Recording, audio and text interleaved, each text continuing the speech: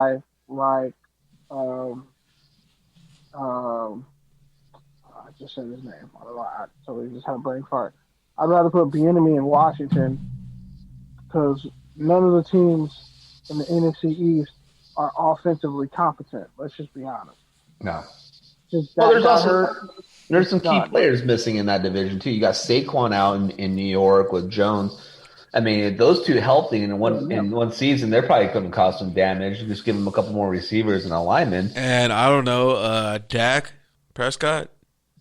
I said Dak was hurt. Well, do you see Ezekiel out there next year in Dallas? No, I don't see him there in the next 2 years. Does he go to the Jets? I could see him going to Pittsburgh. I can go to Miami. You know, that's actually a really good fit for him, I think. You put him in Pittsburgh. That's going to be – I think that's exactly what they need. But they're going to have cap space issues with Big Ben's contract. Just give him a documentary on the back end. You know, you can make the money up. Well, I think Big Ben only has one more year. They'll probably draft a quarterback this next year in the first round, and they have – but, like – you know, Big Ben's not the answer there. That's what they have Mason Rudolph for. No, those backups are crap. Said no one. Mason Rudolph, he sucks, and I think that him getting hit in the head with his own helmet got him a little bit better. That is true. He needed to get hit in the head just to get the point driven home. So somber news. Stephon Gilmore, Patriots corner. He's out, partially torn quad, done for the year. Just like the New England Patriots playoff chances. First time in how many years? 11 years. A lot of shit has changed. And then I'm not putting the blame on Cam Newton. The last year they didn't make the playoffs. Was that the year that Tom Brady tore his ACL? No, I think they made the playoffs that year with Matt Cassell. No, they didn't. They were 11-5, and they narrowly missed out. They were 11-win team with Matt Cassell. That sounds right. Because was it Ryan? Oh no, it was Miami and a Mark Sanchez New York coming from the NFC East making the playoffs. Wow. Sorry, AFC East. Sorry, the Dolphins were good. A lot of shit has changed. Hey, shout out to the Dolphins and their throwback uniforms. A lot better than the other ones. Much better than Kenny's speakerphone. Oh, that was dreadful. One of my earbuds is on the fritz. Hey, Kenny, did that one ear get COVID from your COVID test last week? No, that's not funny. Bruh. Your AirPod just tapped out. It got tired of battling that swimmer's ear, bro. that AirPod tapped out.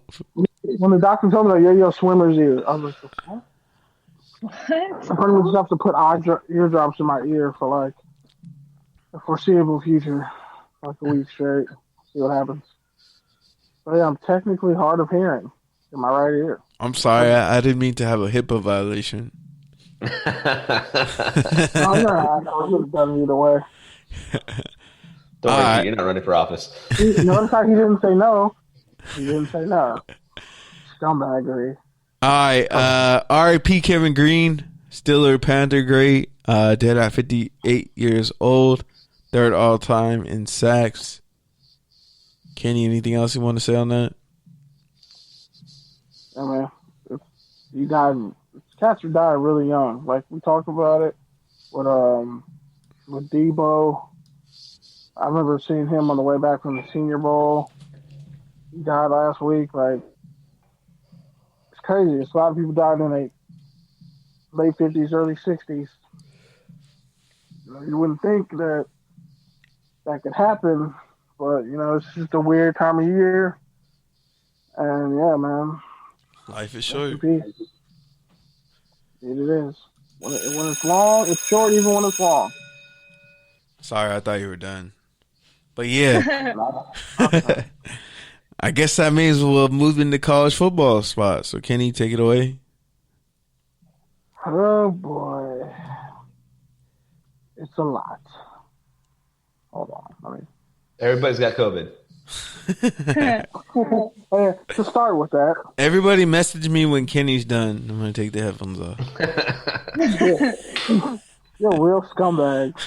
So Appalachian State, the first bowl game of the year happened today. Appalachian State won the Myrtle Beach Bowl, Myrtle Beach, South Carolina. Technically a part of Florida. It's weird. But yeah, they beat North Texas 56-28. Jesus Christ, it's bowl season already? Yeah, I know, right? Yeah. Yep. Where'd the year go? It's Christmas. Damn near. God. Yeah, shocking. Five teams in the Pac-12 opted out. A lot of teams opted out of playing bowl games. They just want to go home. It's a shit show every year. Sad. But yeah. So Camerun Peoples of Appalachian State, running back, and they've been pumping out running backs ever since they came to D1. But he had a bowl record, 319 rush yards and 5 rushing touchdowns. San Jose State beat Boise State in the Mountain West title game. It's San Jose State's first ever Mountain West championship, and they're ranked. So I think they're like 8-0, 9-0. Good for them. Yeah, it's just the Mountain West. Yeah, the Mountain West is done. Boise State is opting out of a bowl game too. Tennessee's opting out of the Liberty Bowl against West Virginia due to a bunch of COVID outbreaks in their program. Shout out to the SEC being a super spreader. Like the whole state of Tennessee is like code red. Shout out to Mike DePappy. Be safe out there. But yeah, Arkansas, Tennessee, kind of makes me worried about Alabama in the Senior Bowl because, it's Alabama, outbreaks. But we'll see what happens. So, Army was 9-2 this year, and because of contractual agreements with other bowl games, they essentially were not going to have a bowl game at all. They went 9-2. 2-8 South Carolina is in a bowl game. Just an FYI. 2-8 South Carolina in a bowl game, and they're 2-8. Yeah. So because Tennessee, yikes, had to opt out because of all the COVID outbreaks, Army was the at-large for the Liberty Bowl. So Army, which is 9-2, will play West Virginia in the Liberty Bowl. Happy ending to their season. They won the Commander-in-Chief trophy back. So good for them. As far as the Heisman goes, Devonta Smith, Alabama receiver, putting up ungodly numbers. Looking like he's playing better than Julio Jones could ever play in an Alabama uniform, which is saying a lot. Kyle Trask, Florida QB, had like 40 touchdowns, 5 picks. He had no defense this year, but he's putting up insanely great numbers. Trevor Lawrence, they beat the dog. Clemson beat the dog shit out of Notre Dame. But, Notre Dame still made the playoff. But Trevor Lawrence, Dabo Swinney, Clemson's head coach. Which was a lot. Why did Notre Dame make the playoffs? I'll get to that in a second. There's just a whole bunch of buildup. Because when it comes to the Heisman, there's a lot of politics around this and the playoffs. But Trevor Lawrence, Heisman favorite coming into the season. The only game he missed was because he had COVID, the Notre Dame game. And when he came back in the ACC championship game to play against Notre Dame, they beat him 34-10. It was a thorough ass kicking. Every time Notre Dame gets a big game, they lose in it. They get blown out. So there's that. But when it comes to the Heismans, it's Mac Jones out of Alabama, Trevor Lawrence out of Clemson, Kyle Trask out of Florida, Devontae Smith out of Alabama. And arguably, you could put this guy up there and say he could win it. Najee Harris, Alabama running back. He in the SEC title game against Florida, they won 52-49. It was either 52-49 or 52-47.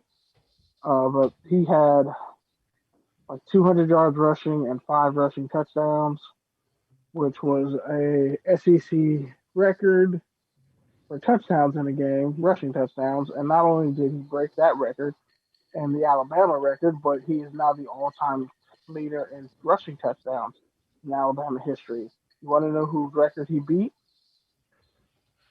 Who's that? He beat Derrick Henry's record. Derrick Henry and Mark Ingram were tied with 42. Najee Harris has like 44, 45 now. So he's alone at the top. and they still have the playoffs to play. He's going to easily get to 50, most likely. All-time leader. He's our all-time leading rusher and our all-time touchdown scorer. Now, here's the sucky part. Cincinnati, who's ranked like 8th in the playoff, they beat Tulsa, in their conference championship game, and went undefeated. Did everything they had to do this year. Luke Fickell was campaigning, and the college football committee didn't even consider Cincinnati for any of the top 4 spots or 4 through 6. They didn't consider them at all. Well, I think that just proves to you more and more about how the college playoff, or just the NCAA right now, is not really for the student athlete. It's a business. I mean, the people that they put into the college playoff are household names, and especially when you're in a year where everybody's confined home, you're not going to sit around and they're going to argue that you're going to see a Coastal Carolina get blown out in the first round by Alabama, which is probably true. 12. I agree with you. The only thing that I'll add is Notre Dame might be the one to get the dog shit beat out of them in the bowl game. They're playing Alabama, by the way. Yeah, so they're definitely going to get the dog shit beat out of them. So would you two rather watch a Texas A&M Alabama 1-4 seat in the playoff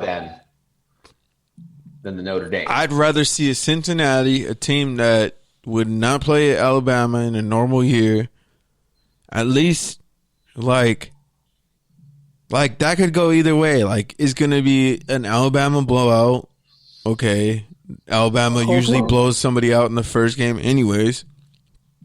Or it's going to be a fucking instant classic if Cincinnati plays them tough and tight. Like, I'd rather watch that because, I mean, do you really think Notre Dame is going to beat Alabama? We know they have no business on the same field as Clemson already. They probably can't beat Ohio State. Indiana didn't get any playoff consideration either, even though they're really good. But their QB also got injured, so there goes that. But Cincinnati literally did everything right, and they won the conference. And they played more games than Ohio State, Ohio State, more record-breaking numbers to report. And I'd rather have Ohio State in than Notre Dame, even if Ohio State only played 6 games. Dabo Swinney actually has Ohio State ranked 10th, and Nick Saban has them ranked 11th. That's how little respect they have for Ohio State. They feel like they didn't play enough games. That's just some boys club shit. That's just like some. They changed the rules to get Ohio State to play Northwestern, but we all know that Ohio State's better than Northwestern. Well, let me ask you guys this. It's all politics. That goes with the. I mean, it is all politics. So you think of a lot of people that used to complain about the BCS is that it was all politics, but the BCS would actually maybe line up some of these underdog teams, like you would probably maybe see a Cincinnati play for a higher bowl game this year with the BCS. Do you think? Well, supposedly this year when they had the conference meeting like a couple months ago, the Power 5 or whatever playoff. Essentially, Larry Scott, commissioner of the Pac-12, was pushing for a 16 or 18, playoff, just a playoff expansion, and he actually got them to hear him out, which a lot of people said was a major inroad and move because in the past they didn't even want to talk about expansion, and the only reason why they did this year was because of COVID, and that was Larry Scott's positioning of, hey, this year's already gonna be fucking weird. Let's mix it up, expand the playoffs, see what happens. That's probably the only way, like, we're not sitting here talking about bitching about somebody who didn't get in. Just from the nature of the format. I think a playoff. Go ahead, Kenny. It doesn't really help the situation when you got, they changed the rules for Ohio State, and then Ohio State comes out and they don't play their best ball. Justin Fields probably has the worst game of his career. But they beat Northwestern 22-10. Oklahoma transfer Trey Salmon had 331 rush yards, which is Ohio